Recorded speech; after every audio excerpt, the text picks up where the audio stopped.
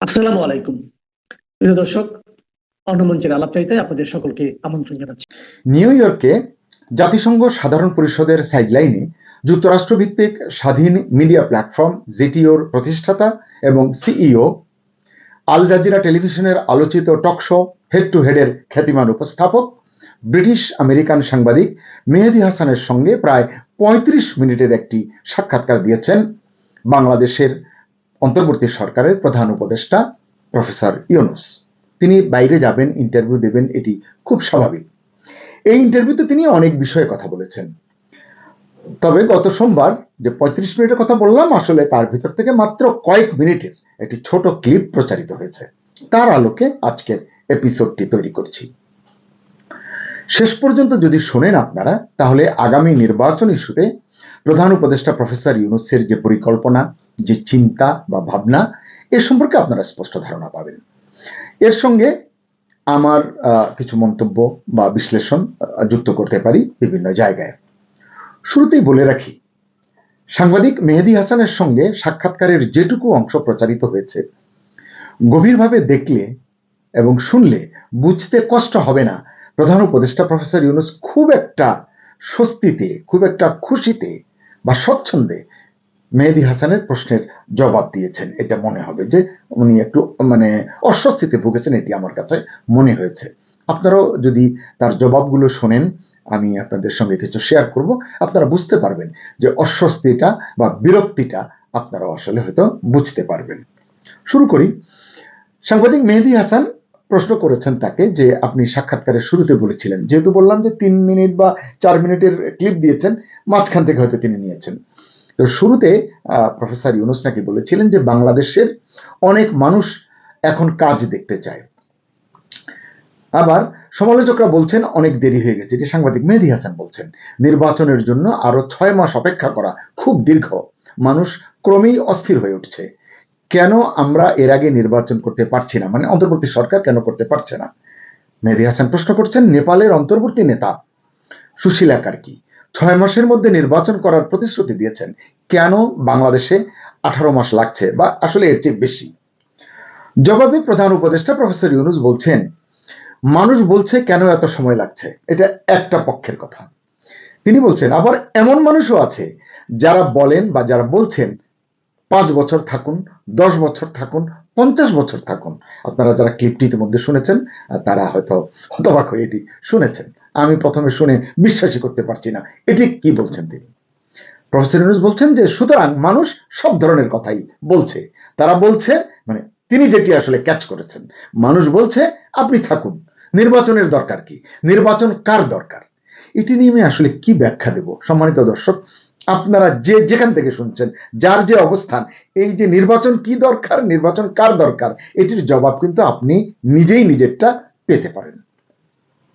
মেহেদী হাসান প্রশ্ন করছেন এরপরে, এমন কথা যারা বলছেন, মানে প্রফেসর ইউনূস যাদের কথা বললেন ৫ বছর ১০ বছর থাকার কথা, নির্বাচনের কি দরকার, মেহেদী হাসান এটি সম্পূর্ণ প্রশ্ন করছেন যে এমন কথা যারা বলছেন তারা গণতন্ত্রে বিশ্বাস করে না। যারা গণতন্ত্রে বিশ্বাস করে তারা বলেন কেন আমরা তাড়াতাড়ি নির্বাচন করতে পারছি না, এই বিলম্ব কিসের জন্য? আবারও প্রধান উপদেষ্টা তার যে ব্যাটিং সুলভ যে মানসিকতা, সাক্ষাৎকারের সময় তিনি বলছেন, যখন তারা এই কথা বলে তখন আসলে গণতন্ত্র নিয়ে নয়, তারা আসলে সুশাসন নিয়ে কথা বলে, তারা দুর্নীতিমুক্ত শাসন দেখতে চায়, সেজন্যই তারা বলে আপনি থাকুন, মানে প্রফেসর ইউনূসকে তারা বলে আপনি থাকুন, কারণ নির্বাচনের পর তারা বিশৃঙ্খলার মধ্যে পড়তে চায় না, মানে দেশের জনগণ বিশৃঙ্খলার মধ্যে পড়তে চায় না, এটি প্রফেসর ইউনূস বলছেন।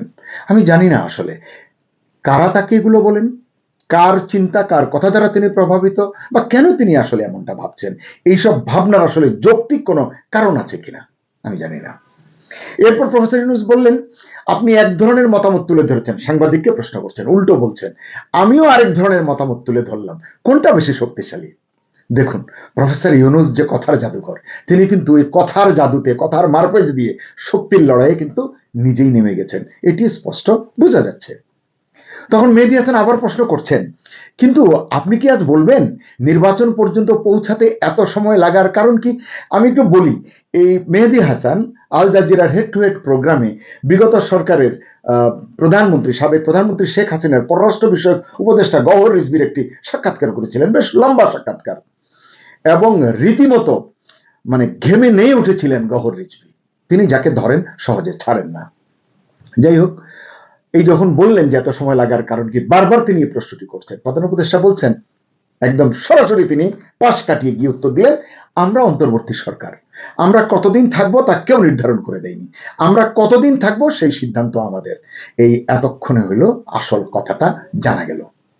তিনি বললেন আমাদের তিনটি কাজ করতে হবে, মানে প্রফেসর ইউনূস বললেন সংস্কার, বিচার এবং নির্বাচন। আমরা সংস্কারের এজেন্ডা নিয়ে কাজ করছি, এটি একটি বিরাট এজেন্ডা, সেই এজেন্ডা নিয়ে আসলে অনেক কথা আছে। তিনি বলছেন শুধু নির্বাচন করলেই সেই পুরনো বিষয়টা আবার ঘটবে, মানে ফ্যাসিবাদ বলুন, স্বৈরাচার, যা যা বলেন যত কিছু আছে, সেটি শুধু নির্বাচন যদি তারা করেন তাহলে সেটি আবার ঘটবে, এটি তারা দিব্য চোখে দেখতে পাচ্ছেন এবং তার সঙ্গে যেসব রাজনৈতিক দল রয়েছে তারাও আসলে এটি মনে করছে। এবং তিনি বলছেন ছাত্রদের নেতৃত্বে জনগণের একটি দাবি হলো সংস্কার করা। আসলে জনগণ চেয়েছিল সংস্কার, কিন্তু সেই সংস্কার নিয়ে যা ঘটছে গত 13-14 মাস ধরে, জনগণ এখন আসলে কতটা সংস্কার চায় এটি বিরাট প্রশ্ন। জনগণ এখন আসলে ছেড়ে দেমা কেঁদে বাঁচি অবস্থায় চলে এসেছেন, এটি আসলে তারা হয়তো মনোযোগ দিচ্ছেন না। তিনি বলছেন প্রফেসর ইউনূস, তাই সবার আগে নিশ্চিত করতে হবে ফ্যাসিবাদের সব শিকড় উপড়ে ফেলা হয়েছে, যাতে আগের মতো সরকার আবার ফিরে আসতে না পারে, সেটাই আমাদের এজেন্ডা। কিন্তু এই ক্ষমতার দৌড়ে যে রাজনৈতিক দলগুলো আছে তারাই একজন আরেকজনকে কিন্তু এখন বলছে অমুক গেলে ক্ষমতায় আবার ফ্যাসিবাদ হবে, অমুক গেলে আবার আওয়ামী লীগের উত্তরসূরি হবে, নানাবিধ ঝগড়ার লড়াই কিন্তু তাদের মধ্যে আছে।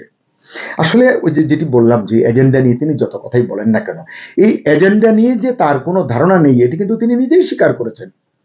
এটি কি আসলে ঘোষণা দিয়ে বলবার মতো কোনো বিষয়? এটি থেকে ধারাবাহিক প্রক্রিয়া যে আমি এমন কিছু করলাম, এটা তো আসলে কোনো একটা প্রোডাক্ট নয় যে আমি করলাম ফিনিশিং দিয়ে বলে দিলাম যে ফাইনাল প্রোডাক্ট হয়ে গেছে, এটি আলটিমেট, তা তো নয়। গণতন্ত্র, নির্বাচন, এগুলো একটা ধারাবাহিক প্রক্রিয়ার ভেতর দিয়ে কিন্তু গড়ে ওঠে, বেড়ে ওঠে, ধাপে ধাপে এগোতে হয়। এক লাফে যেমন গাছের মগডালে ওঠা যায় না, গণতন্ত্রের এই অভিযাত্রায়ও মানে এমন কোন শর্টকাট রাস্তা নেই আমি এই করলাম আর ফ্যাসিবাদ ফিরতে পারবে না, এই করলাম গণতন্ত্র থেকে আর বিচ্যুত হওয়া যাবে না, এমন করে বলবার কি সুযোগ আছে আসলে? যাই হোক, তো প্রফেসর ইউনূসের কথা এটা কিন্তু স্পষ্ট, তিনি শুধু নির্বাচন করতে আসেননি। যদিও তিনি বলেছিলেন আমার কথা না শুনলে বলবেন, আমি চলে যাব, আমি আমার জায়গায় আমি ভালো কাজ করছি, আমি ভালো আছি, সেখানে চলে যাব। গত 13-14 মাসে অসংখ্য প্রতিবাদের মুখে তিনি পড়েছেন, অনেক সমালোচনার শিকার হচ্ছেন, কিন্তু তিনি আর এখন ভুলেও যাবার কথা বলেন না। মাঝখানে পদত্যাগের নাটক করে টরেও তিনি আবার সব দলকে নিয়ে পোক্ত হয়ে বসে গেছেন। তিনি বলছেন তার কাজ হলো ফ্যাসিবাদের শিকড় উপড়ে ফেলা, যাতে আর কেউ গণতন্ত্রের নামে ক্ষমতা কুক্ষিগত করতে না পারে।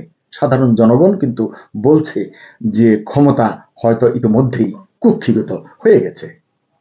তাই আসলে তিনি যে কথাগুলো বলছেন এটি আমার কাছে অলীক কল্পনা ছাড়া আর কিছু মনে হয় না।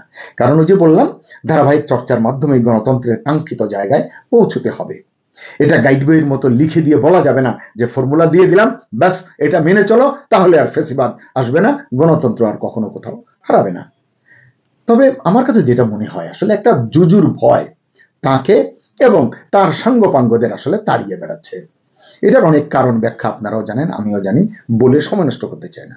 এ প্রসঙ্গে আমি তার আরেকটি সাক্ষাৎকারের কথা একটু স্মরণ করতে চাই। এটি বিবিসি বাংলাকে তিনি দিয়েছিলেন গত সম্ভবত মার্চের 3 তারিখে এটি প্রকাশিত হয়েছিল। এটি নিয়ে আমি এর আগে একটুখানি কথা বলেছিলাম, সেখান থেকে ছোট্ট কয়েকটি পয়েন্ট একটু বলবো। সেই সাক্ষাৎকারে প্রফেসর ইউনূস বলেছিলেন একটা পলাতক দল দেশটাকে অস্থিতিশীল করার জন্য সর্বাত্মক চেষ্টা করছে, এই ভীতিটাই আসলে তিনি দূর করতে পারছেন না। আসলে ওই যে বললাম যে জুজুর ভয়, এটি কিন্তু আসলে কাজ করছে, এটি আমার ব্যক্তিগত মতামত, আমার ভুল হতে পারে। তিনি বলেছেন যে আওয়ামী লীগ অনেক আহ্বান জানাচ্ছে। হ্যাঁ, আওয়ামী লীগ জানাচ্ছে, আওয়ামী লীগের সভানেত্রী দিল্লি থেকে তার অনলাইনের মাধ্যমে, বিভিন্ন অ্যাপের মাধ্যমে তার নেতা কর্মীদেরকে বিভিন্ন ধরনের নির্দেশনা দিচ্ছেন, মিটিং করবেন, এটি হয়তো স্বাভাবিক। তিনি বলছেন যে তারা আহ্বান জানাচ্ছে, নানান কর্মসূচি দিচ্ছে, নানান ভয়ভীতি দেখাচ্ছে, মানুষ কিভাবে নেবে এটাকে, এটি তিনি বলছেন। আসলে মানুষ কিভাবে নেবে? যার যেভাবে নেবার, যারা প্রতিবাদ করবার তারা প্রতিবাদ করবে, যারা এটি মানবার তারা মানবে। তিনি কথায় কথায় যে গত সরকারের আমলে যে 3টি ভোট আসলে ভোট হয়নি, প্রহসনের নির্বাচন হয়েছে, এটি নিয়ে কথা বলেন। এটি নিয়ে আমরা আগেও বলেছি, এখনো বলছি। একথা সত্যি যে 2014, 2018 এবং 2024-এর নির্বাচনে কাঙ্ক্ষিত মাত্রায় ভোটারের অংশগ্রহণ ছিল না। কৌশল করে ভোটগুলো হয়েছে, আমির ভোট, তারপরে আপনার একক প্রার্থী দিয়ে জিতিয়ে নেওয়ার ভোট, এগুলো হয়েছে, আমরা সবাই জানি। কিন্তু এইরকম একটি পরিস্থিতিতে যে 14, 18, 24-এর মতো ভোট যেন না হয়, ওই পরিস্থিতি থেকে উত্তরণের জন্য একটি ভালো ভোটের জন্য যা করণীয়, গত 14 মাসে তার কতটা তিনি করেছেন, কি কি তিনি করেছেন, বা শেষ পর্যন্ত তিনি কি করতে পারবেন, সেদিকে কি তার মনোযোগ আছে? আমরা তো দেখছি সমস্ত ওই কাজগুলো বাদ দিয়ে অন্য অনেক এজেন্ডা নিয়ে তিনি ব্যস্ত। এটি আমি যেমন দেখছি, আপনারাও দেখছেন, দেশের সাধারণ জনগণ দেখছে। আরেকটা কথা, দেশের মানুষের আস্থা প্রফেসর ইউনূস এবং তার সরকারের প্রতি শুরুর দিকে যেমন ছিল, এখন কি তেমন আছে? এই প্রশ্নটি আমি রাখতে চাই, এবং এই জন্যই রাখতে চাই যে এই প্রশ্নটির উত্তর বুঝতে পারলেই আসলে বিষয়গুলো সহজ হয়ে যায়। সেই জায়গায় প্রফেসর ইউনূস বা তার সরকার আসলে দৃষ্টি দিচ্ছে না। আমি মনে করি সংকটটা এখানেই। ইউনূস মনে করছেন সব ঠিক মতো চলছে, আসলে কিছুই ঠিক মতো চলছে না। তিনি যদি অধ্যাপক রেহমান সোবহানের কথাগুলো শুনতেন, দেবপ্রিয় ভট্টাচার্য যিনি তার সঙ্গে কাজ করেছেন বা করছেন এখনো, তার কথাগুলো শুনতেন, বা হোসেন জিল্লুর রহমানের কথাগুলো শুনতেন। অতি সম্প্রতি হোসেন জিল্লুর বেশ কিছু তথ্য উপাত্ত নিয়ে এসেছেন এবং বেশ কিছু পরামর্শমূলক কথা বলেছেন। এগুলো যদি তিনি শুনতেন এবং দেশের সাধারণ মানুষ কি বলছে, কি ভাবছে, সেগুলো যদি তিনি শুনতেন, সোশ্যাল মিডিয়ায় যে সমস্ত কষ্টের কথা সাধারণ মানুষ, একেবারে দরিদ্র দিনহীন মানুষ বলছে, এগুলো যদি তিনি শুনতেন, আমি নিশ্চিত তিনি সংকট কাটিয়ে উঠতে পারতেন। তিনি নিজেই তো আসলে ইতিপূর্বে স্বীকার করেছেন যে এটি একটি অপরিচিত জগৎ তাদের জন্য, তার জন্য। এক্সপার্ট হিসেবে তিনি বলছেন যে আমরা কেউ এক্সপার্ট হিসেবে এখানে আসিনি, এসে বসিনি, নিজের মতো করে চেষ্টা করে যাচ্ছি যেভাবে করতে পারি বা কিভাবে করতে পারি। তার মধ্যে ভুলভ্রান্তি হতে পারে, ওই যে আগেও বলেছি, লাগলে লেগে গেল, না লাগলে কপাল খারাপ। হ্যাঁ, ভুল বুঝতে পারলে মানুষ শুদ্ধ করার পথটা খুঁজে নেয় বা নিতে পারে। তিনি বা তার সরকার কিন্তু সেই পথে হাঁটেনি বা হাঁটছে না, কারণ তার এজেন্ডা সম্পর্কে কেবল তিনিই জানেন, তিনিই বুঝেন। তবে সেই এজেন্ডায় নেই সাধারণ মানুষের অংশগ্রহণ বা সম্মতি। গত কয়েক মাসের প্রেক্ষাপট বিশ্লেষণ করে এই কথাটি কিন্তু নির্দ্বিধায় বলতে পারি। জনসাধারণের কথা যদি তিনি ভাবতেন, তাহলে আমি বিশ্বাস করি আজকের এই পরিস্থিতি তৈরি হতো না। এটি একেবারেই আমি হলপ করে আপনাদের বলতে পারি। দর্শক, তাহলে কি আওয়ামী লীগের ওপরে যে নিষেধাজ্ঞা, রাজনৈতিক কর্মকাণ্ড চালানোর ব্যাপারে যে নিষেধাজ্ঞা, সেই নিষেধাজ্ঞা তুলে নেওয়া হচ্ছে? খুব সহসাই কি আওয়ামী লীগ রাজনীতিতে ফিরছে এবং আওয়ামী লীগ কি আগামী নির্বাচনে অংশগ্রহণ করতে পারছে? এই প্রশ্নগুলো নতুন করে সামনে আসার কারণ তৈরি করে দিয়েছেন আমাদের প্রধান উপদেষ্টা প্রফেসর ইউনূস। আগে বহুবার বলেছি যে প্রধান উপদেষ্টা বিভিন্ন সময় বিভিন্নভাবে বিভিন্ন বিষয় ব্যাখ্যা করেন। সেই ব্যাখ্যা করতে গিয়ে কখনো কখনো মনে হয় যে তিনি নিজের বিরুদ্ধেই নিজে কথা বলছেন কিনা, স্ববিরোধী কথা বলছেন কিনা। এখন একটা মন্তব্য, তখন আর একটা মন্তব্য। সেই কারণে কখনো কখনো মনে হয় যে তার বক্তব্যে স্পষ্ট স্ববিরোধিতা লক্ষ্য করা যায়। আওয়ামী লীগ সম্পর্কে যে মন্তব্য করলেন, আবার নির্বাচন কমিশন টেনে এনে যেটা বলার চেষ্টা করলেন, সেখানেও একটা স্পষ্ট স্ববিরোধিতা আমরা দেখলাম। প্রধান উপদেষ্টা আল জাজিরার সাংবাদিকের প্রশ্নের উত্তরে আওয়ামী লীগ বিষয়ে কি বললেন, কি বোঝাতে চাইলেন, কি বললেন হয়তো ইতিমধ্যে আপনারা জেনে ফেলেছেন, কিন্তু আদতে কি বোঝাতে চাইলেন তার এই মন্তব্যের ব্যাপারে, আওয়ামী লীগ কবে নাগাদ রাজনীতি করতে পারছে, সেই মন্তব্যের প্রেক্ষিতে আমরা কি ভেবে নেব, ভারত বিষয়ে তার ভাবনা বর্তমানে কি, নাকি পুরনো ভাবনাতেই তিনি রয়েছেন, সেটা একটু বোঝার চেষ্টা করবো এই ভিডিওতে। আমেরিকা সফররত আমাদের প্রধান উপদেষ্টা প্রফেসর ইউনূস আল জাজিরার সাংবাদিকের মুখোমুখি হয়েছিলেন গতকালকে থেকেই আলোচনা শুরু হয়েছে। মূলত গত রাত থেকে আলোচনা শুরু হয়েছে, যেটা নিয়ে আমরা একটা ভিডিও বানিয়েছিলাম। সেই ভিডিওটা আপনারা দেখেছেন হয়তো ইতিমধ্যে। সেখানে তিনি বলছেন যে জনগণ চাইছে তার সরকার আরও 5 বছর থাকুক, 10 বছর থাকুক। কোনো জনগণ আবার এও চাইছে যে 50 বছর থাকুক। কোনো জনগণ আবার এটাও চাইছে যে আপনি আজীবন ক্ষমতায় থাকুন, অন্য কারো দরকার নেই, নির্বাচনেরও দরকার নেই। অর্থাৎ তিনি বলেছেন জনগণের ভাবনা গণতন্ত্র না, জনগণের ভাবনা হচ্ছে সুশাসন। তিনি বোঝানোর চেষ্টা করেছেন যে তার সরকার যেটা চলছে সেই সরকারের আমলে সুশাসন প্রতিষ্ঠিত হয়েছে, সেই কারণেই জনগণ চাইছে যে এই সরকার আরও 50 বছর ক্ষমতায় থাকুক। এই একই সাংবাদিকের অপর একটা প্রশ্নের উত্তরে সেই প্রসঙ্গটা এসেছে আওয়ামী লীগ প্রসঙ্গ। আওয়ামী লীগের ওপরে যে নিষেধাজ্ঞা জারি করা হয়েছে সেই নিষেধাজ্ঞা নিয়ে তিনি কি ভাবছেন সেটা যখন জানতে চাওয়া হয় তখনই তিনি সেই চমকপ্রদ মন্তব্যটা করলেন। কি বললেন তিনি? শিরোনামটা দেখে নিতে পারেন এনটিভির। তারা যে কোনো সময় আওয়ামী লীগের কার্যক্রম সচল করা যেতে পারে। অর্থাৎ সরকারের ভাবনার মধ্যে রয়েছে যে কোনো মুহূর্তে আওয়ামী লীগের কার্যক্রমের উপরে যে নিষেধাজ্ঞা সেই নিষেধাজ্ঞা তুলে নেওয়া হতে পারে। সরকার কি সত্যিই সেটা ভাবছে? সত্যিই কি আওয়ামী লীগ খুব সহসা রাজনীতিতে ফিরে আসছে? সত্যিই কি আগামী নির্বাচনে আওয়ামী লীগ অংশগ্রহণ করতে পারছে? পরিবেশ কি পাল্টে যাচ্ছে? সেই পরিবেশ পাল্টে যাওয়ার কারণটা কি? আন্তর্জাতিক চাপ নাকি অন্য কিছু? কি বলছেন সেটা শুনলেই কিছুটা হয়তো বোঝা যাবে। তিনি বলেছেন যে আমরা আওয়ামী লীগকে নিষিদ্ধ করিনি, এমনকি তাদের রেজিস্ট্রেশনও স্থগিত করা হয়নি, শুধুমাত্র তাদের কার্যক্রম স্থগিত করা হয়েছে। তিনি বলেছেন যে কার্যক্রম স্থগিত হওয়ায় তারা কোনো রাজনৈতিক কর্মকাণ্ড করতে পারবে না। তারা একটি দল হিসেবে বৈধ, কিন্তু তাদের কার্যক্রম কিছু সময়ের জন্য স্থগিত করা হয়েছে। যে কোনো সময় তাদের কার্যক্রম সচল করা যেতে পারে। অর্থাৎ তিনি বলছেন যে মানে সাময়িকভাবে স্থগিত করা হয়েছে, কিন্তু যে কোনো সময়ই যে কোনো মুহূর্তে তাদের কার্যক্রমের উপরে যে নিষেধাজ্ঞা সেই নিষেধাজ্ঞা তুলে নেওয়া হতে পারে। কোন প্রেক্ষাপটে তিনি এই কথা বললেন তিনি ভালোই জানেন। আগে নিউজটা একটু পড়ে নিই, তারপরে সেই ব্যাখ্যায় যাব। এক প্রশ্নের জবাবে ডক্টর ইউনূস বলেছেন আওয়ামী লীগের নির্বাচনে অংশ নেওয়ার বিষয়টি নির্বাচন কমিশন ব্যাখ্যা দিতে পারবে। তিনি একবার বলছেন যে আওয়ামী লীগের উপরে যে নিষেধাজ্ঞা সেই নিষেধাজ্ঞাটা সাময়িক, সেটা যে কোনো মুহূর্তে তুলে নেওয়া হতে পারে। আবার বলছেন নির্বাচনে অংশগ্রহণ করতে পারবে কি পারবে না সেই ব্যাখ্যা নির্বাচন কমিশনের, সেই সিদ্ধান্ত নির্বাচন কমিশনের। তিনি বলছেন তারা বলতে পারবে নির্বাচনে কোন দল অংশগ্রহণ করতে পারবে, কারণ তারা নির্বাচন অনুষ্ঠান করবে, সুতরাং তারাই ভালো বলতে পারবেন। তিনি মজার একটা কথা বলেছেন, সেটা হচ্ছে যে উপস্থাপকের কাছে তিনি বলার চেষ্টা করেছেন যে আওয়ামী লীগের লাখ লাখ সমর্থক আছে, এটা আমি মানি না। উপস্থাপক যখন তাকে জিজ্ঞাসা করেছেন যে আওয়ামী লীগের তো লক্ষ লক্ষ সমর্থক রয়েছে, যদিও লক্ষ লক্ষ সমর্থকের জায়গায় কোটি কোটি সমর্থক, এই দাবিটা আওয়ামী লীগের পক্ষ থেকে করা হয় এবং এই দাবির বাস্তবতাও আমরা দেখি। যদি দেশের এই মুহূর্তে আওয়ামী লীগের জনপ্রিয়তা যদি তলানিতে ভাবা হয়, তাও যদি মানে সব কিছু মাইনাস করেও ভাবা যায়, তাহলে অন্তত 20% মানুষ তো আওয়ামী লীগকে সাপোর্ট করে। সেই হিসেবে কোটি সংখ্যা তো আসবেই। কিন্তু প্রধান উপদেষ্টা বলছেন যে আওয়ামী লীগের লাখ লাখ সমর্থক আছে, এটা আমি মানি না, তবে তাদের সমর্থক আছে। এই কথায় কি দাঁড়ালো?